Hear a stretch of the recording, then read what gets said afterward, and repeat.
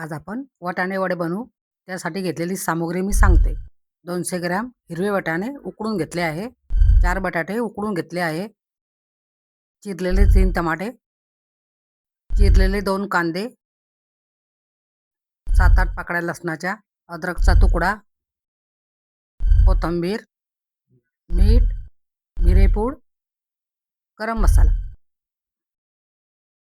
धने पावडर, हळद, काश्मीरी लाल मिरची पावडर। कुकरमध्ये 2 ग्लास पाणी घालू आणि बटाटे उकळून घेऊ। त्याचप्रमाणे 1 ग्लास पाणी घालून वाटाणे सुद्धा उकळून घेऊ। आता वाटाणे वड्यासाठी मसाला वाटून घेऊ। त्यासाठी लसूण 5-6 पाकळ्या, जिरे 1 चमचा, अद्रकचा तुकडा, कोथिंबीर। आता हे मिक्सरमध्ये घालून वाटून घेऊ। मसाला वाटून झालेला आहे। आता आपण वडे बनवू। उकडलेले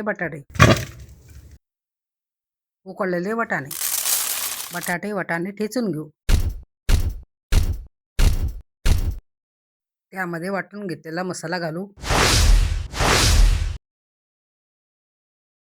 पाव चमचा मिरेपूड,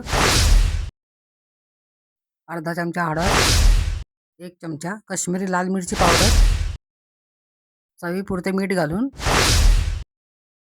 सर्व मिश्रण हाताने एकत्रित करून घेऊ। आता हे सर्व एकत्रित करून घेतलेलं आहे।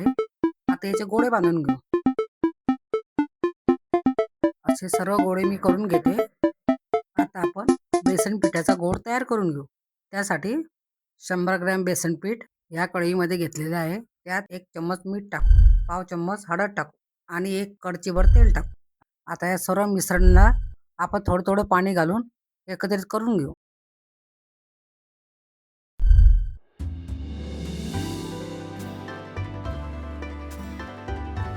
हे पहा, असा गोड झाला पाहिजे। जास्त पातळही नको आणि जास्त घट्टही नको, असं झाला पाहिजे।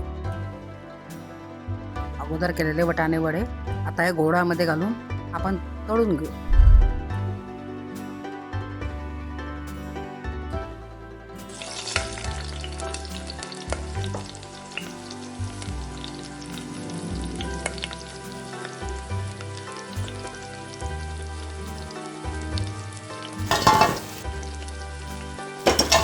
मिक्सरमध्ये 2 टमाट्याची पेस्ट करून घेऊ। वाटाण्या वड्यांसाठी आपण आता रस्सा बनवून घेऊ। 2 चिरलेले कांदे, अद्रकचा तुकडा, 5-7 पाकळ्या लसणाच्या आणि 1 चमचा जिरे हे आता मिक्सरमध्ये वाटून घेऊ।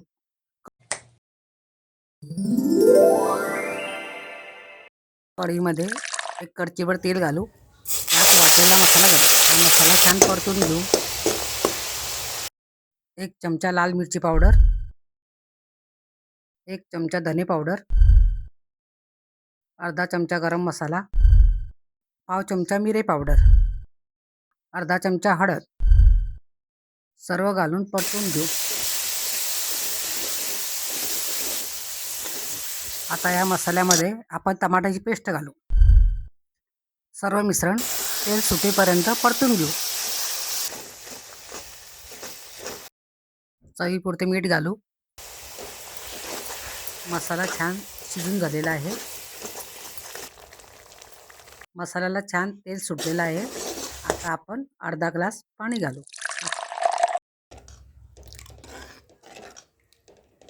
याला झाकण ठेवून एक उकळ काढून घेऊ। आता आपण कोथिंबीर घालू। गरमागरम मसालेदार रस्सा